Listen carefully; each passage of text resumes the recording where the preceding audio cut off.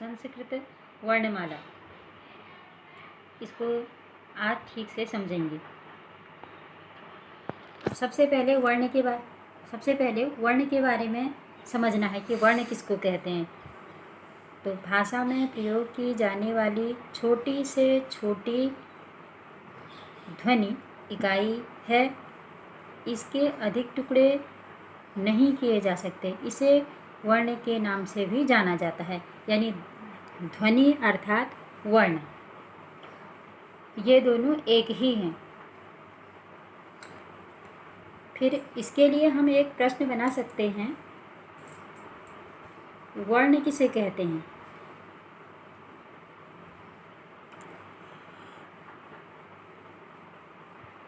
या ध्वनि से आप क्या समझते हैं, इसका दूसरा प्रश्न ये भी हो सकता है। फिर है, भाषा के सभी वर्णों के क्रमिक और व्यवस्थित समूह को वर्णमाला कहते हैं। तो यहाँ एक प्रश्न बनेगा, वर्णमाला किसे कहते हैं। वर्णमाला किसे कहते हैं।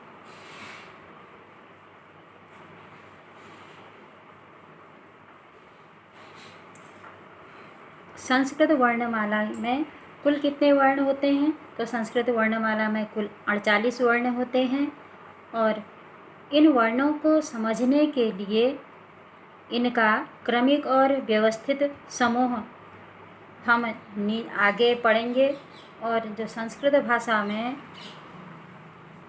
वर्णों का क्रमिक और व्यवस्थित समूह ही वर्णमाला कहलाता है। इसकी परिभाषा भी हो गई। संस्कृत भाषा में कुल 48 वर्ण होते हैं।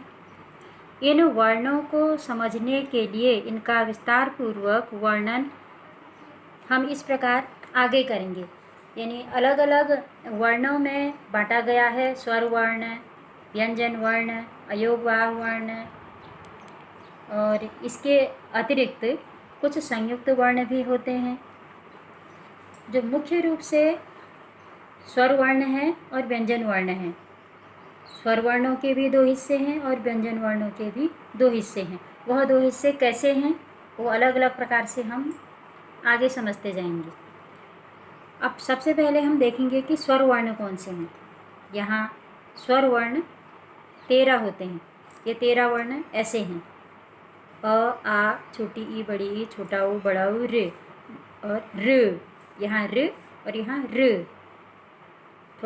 थोड़ा लंबा टाइम लगा इसमें। ड्र, ए, ऐ, ओ, औ। अब ये सब अलग अलग वर्ण हैं। यह टोटल मिलाकर के 13 हो गए, यानी 13 स्वर वर्ण हो गए। 1 2 3 4 5 6 7 8 9 10 11 12 13। तो इसलिए हम ये कह सकते हैं कि ये स्वर वर्ण 13 है। अभी औ के बाद अंक और अह आते हैं। गिनती में जब हम आ का क्रम अह तक लिखते हैं तो हम इनको सामान्यतया उसी अह तक की तालिका में लिखते हैं, लेकिन यह स्वर वर्णों में स्थान न पा करके अलग से अयोगवाह वर्ण कहलाते हैं। अयोगवाह मतलब अंक ये उसका चिन्ह है, अह ये उसका चिन्ह है। इनका यानी इसका और इसका अंक और अह का स्वतंत्र रूप से अपना कोई अस्तित्व नहीं होता है, यह दूसरे वर्णों पर आधारित हैं। अब अगर हम इस अह का प्रयोग करना चाहेंगे तो ऐसे नहीं कर सकते हैं, अह का प्रयोग बिल्कुल नहीं। और इसके लिए हम क्या करेंगे, अगर हमको लिखना होगा तो ये अतः हो गया। इसलिए कहा जा सकता है कि इन अयोगवाह वर्णों का स्वतंत्र रूप से कोई स्थान नहीं है। ऐसे ही यह इसको विसर्ग बोलते हैं। इसको देख, ये विसर्ग हो गया और ये अनुस्वार, इसको हम देखते हैं ऐसे। अगर हमको अंक की मात्रा लगानी है तो हम ऐसे लगाएंगे, कोई शब्द नहीं बन रहा और इसका कोई प्रयोग नहीं हो रहा, यह ना कोई सार्थकता हो रही। इसमें लग रहा है कि खाली 0 लिख रखा है, यानी शून्य लिख रखा है। अब इसके लिए अगर हम ये लिख लें, ये पूरा मिलाकर के एक सार्थक शब्द बन गया, यानी अंक। अगर हम ये बिंदी ना लगाएं, इसको बिंदी कह रही हूँ मैं, अनुनासिक वर्ण हुए ये, अनुस्वार ना लगाए तो अक हो गया। और अगर इसको हम अनुस्वार लगा देंगे तो तब यह अंक हो जाएगा, यानी इसलिए कहा जा सकता है कि इस अनुस्वार का और इस विसर्ग का स्वतंत्र रूप से अपना कोई अस्तित्व नहीं है। और अगर शब्दों को, किसी विशेष शब्द को सार्थक बनाना है तो इन अनुस्वार और इस विसर्ग के बिना यह पूरे भी नहीं हो सकते हैं, ये वाले शब्द जो मैंने यहाँ उदाहरण के रूप में बताए। अब यह स्वरों के 2 भाग हो गए यहाँ पर, 13 ये स्वर हो गए और उसके बाद 2 अयोगवाह वर्ण हो गए। फिर उसके बाद व्यंजनों की बारी आई। व्यंजनों में पहले ये स्पर्श वर्ण बोल देते हैं इनको। स्पर्श वर्णों की संख्या 25 होती है। ऐसे पहले गिन लेंगे 1 2 3 4 5, तो प्रत्येक लाइन में 5 5 हैं, तो 5 5 5 10 5 5 5 बजे 25, तो स्पष्ट है कि स्पर्श वर्ण हमेशा 25 होते हैं। अब क से लेकर के ङ तक के वर्ण क वर्ग में आए, च से लेकर के य तक के च वर्ग में आए, ट से लेकर के ण तक ट वर्ग में आए, त से लेकर के न तक त वर्ग में आए, प से लेकर के म तक प वर्ग में आए। अब इनको समझने के लिए भी क्या है, यहाँ से यहाँ तक ये 5 वर्ण होंगे और ऐसे ही यहाँ से यहाँ तक 5 वर्ण, यहाँ से यहाँ तक सब में 5 वर्ण, तो इसीलिए मैंने 5 5 का हिसाब लगाया था अभी। 5 5 5 5 5 बराबर 25। और इनको हम सरलता से बोल सकते हैं, क ख ग घ अंग, च छ ज झ य, ट ठ ड ढ अण, त थ द ध न, प फ ब भ म। तो इस प्रकार से इनको लिखने में भी सरलता रहेगी और यह बड़े आसानी से समझ में भी आ जाएगा। फिर उसके आगे भी जो व्यंजन वर्ण हैं उनकी पहचान इस प्रकार है। यह जो य र ल व, ये जो वर्ण हैं 4 वर्ण, इन वर्णों को अंतःस्थ वर्ण कहते हैं। और जो आगे के स स और ह, यानी इनको स और ह ऐसे कह देंगे। तालव्य स, मूर्धन्य स, दंती स, ह, इन 100 वर्णों को पहचानने के लिए तालव्य, मूर्धन्य और दंती और ह, यह हुए ऊष्म वर्ण। व्यंजन भी कह सकते हैं और वर्ण भी कह सकते हैं। इस प्रकार से हमने ये 4 वर्ण ये हुए, 4 वर्ण ये हुए। अगर हम इनकी संख्या गिनेंगे तो ये पूरा 48 हो जाएंगे। 25 ये हो गए, 26 27 28 29 30 31 32 33 34 35 36 37 38 39 40 41 42 43 44 45 46 47 48 13 ये हो गए। तो कह सकते हैं कि सारे हमारी इस संस्कृत वर्णमाला में कुल 48 वर्ण हो गए। संस्कृत वर्णमाला के बाद संस्कृत वर्णों के जो 2 भेद हैं, स्वर वर्ण और व्यंजन वर्ण, यानी स्वर वर्ण और व्यंजन वर्ण। इन स्वर और व्यंजन वर्णों के दूसरे नाम भी हैं। इनको अच वर्ण कह देते हैं और इनको हल वर्ण, क्योंकि संस्कृत वर्णों के प्रत्येक वर्ण में हल लगा होता है और जब उसको पूरा करते हैं, उस वर्ण को पूरा करते हैं, तो उसमें अ की मात्रा लगा लेते हैं। ऐसे जैसे उदाहरण के रूप में हमने क लिखा तो यहाँ पर हल होगा और हल लगाने से इस वर्ण को हम आधा मानेंगे। यानी हम संस्कृत में ऐसे तो नहीं लिख सकते, हिंदी में हम ऐसे प्रयोग करते हैं, लेकिन संस्कृत में इसमें हलंत लगा देंगे तो यह आधा माना जाएगा। अब पूरा कैसे माना जाएगा, तो जहाँ पर पूरा हमको क लिखना होगा वहाँ सीधे क लिखेंगे। यह इसका मतलब यह हो गया कि बिना हल लगाया हुआ है, यानी बिना हलंत लगाया हुआ है, तो यह पूरा वर्ण है। तो कहने का आशय है, आधा वर्ण तो पहले से था, इस वर्ण को पूरा करने के लिए हमने स्वरों में से अ उधार ले लिया, यानी स्वर वर्ण के सहयोग से हमने यह क वर्ण पूरा किया। अब संस्कृत वर्णों के 2 भेद हुए, जो स्वर वर्ण हुआ और दूसरा व्यंजन वर्ण, जिनको अच वर्ण भी कह देते हैं और व्यंजन वर्ण को हल वर्ण भी कह देते हैं। अब है इस स्वर वर्णों के ये जो स्वर वर्ण हैं इनके भी 3 भाग हैं। स्वर वर्ण के 3 भाग इस प्रकार हैं: उच्चारण अथवा मात्रा के अनुसार स्वर भेद, रचना के अनुसार स्वर भेद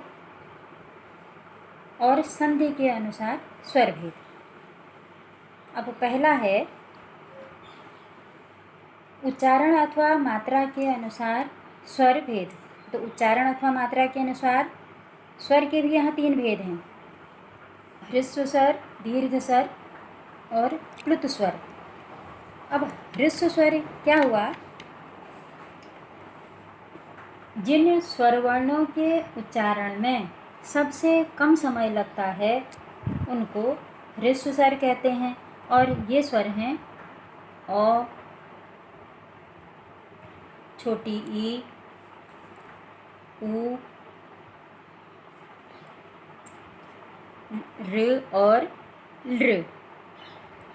र और लृ। उच्चारण अथवा मात्रा के अनुसार स्वर का दूसरा भेद है दीर्घ स्वर। अब इसकी परिभाषा इस प्रकार समझेंगे कि जिन स्वर वर्णों के उच्चारण में ह्रस्व स्वरों के उच्चारण से दुगना समय लगा होगा वह दीर्घ स्वर कहलाएंगे। तो दीर्घ स्वर जो हैं वह इस प्रकार हैं। इनके मैं नाम लिख रही हूँ: आ, ई, उ, ए, ऐ, ओ और औ। अब अगला भाग आया, यानी अगला भेद आया प्लुत स्वर।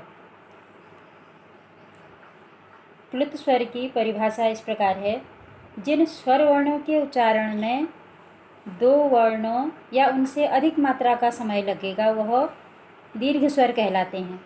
यानी इससे भी अधिक समय लगा, इससे भी अधिक समय लगा।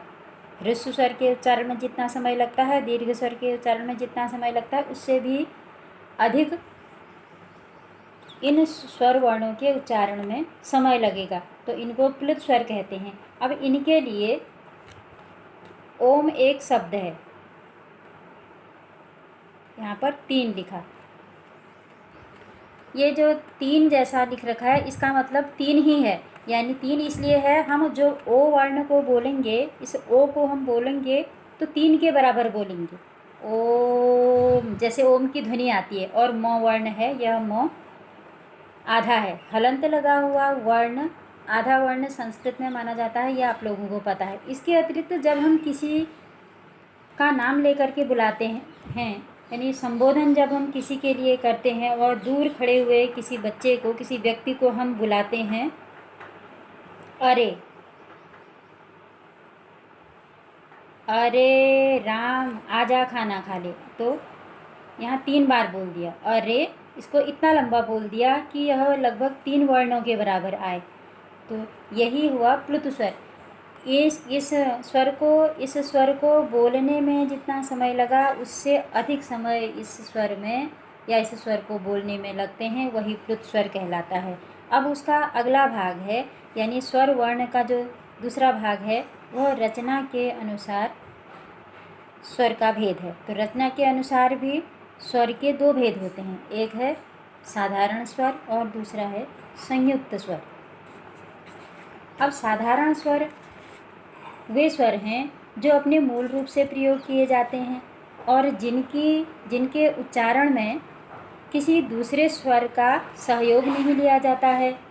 वह कौन से स्वर हैं? अ, ई,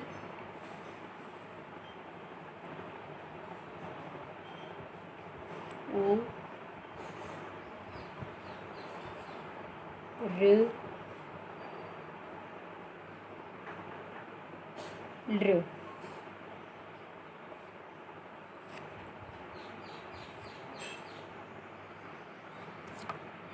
आ, बड़ी ई, बड़ा उ, ऋ, ये सब साधारण स्वर के अंतर्गत आते हैं। फिर अगला है संयुक्त स्वर।